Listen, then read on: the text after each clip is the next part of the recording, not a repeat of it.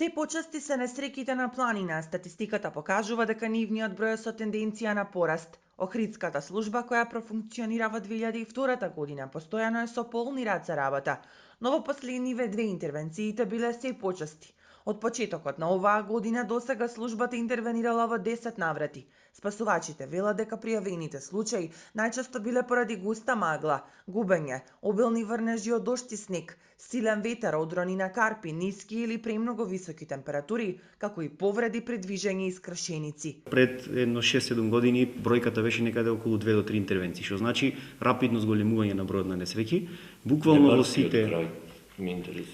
во сите региони имаме несреќи.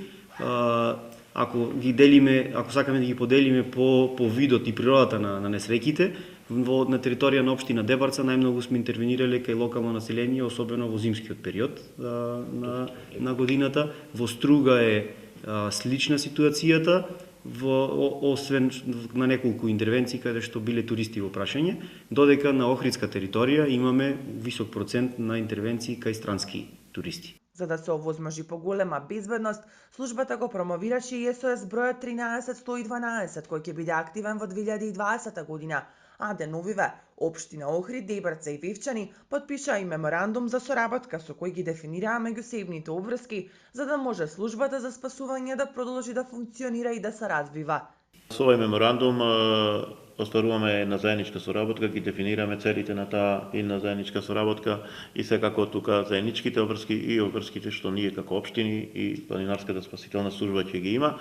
За Дебарца е значајно постоење на ваква спасителна служба и од причина што ако ние во нашата визија се определиме дека Дебарца ќе развиваме во една атрактивна туристичка дестинација која што ќе ги искористи сите потенцијали што Дебарца ги има во таа насока, секако дека Дебарца има и предуслови за развој на планинарски и она што го нарекуваме авантуристички туризам.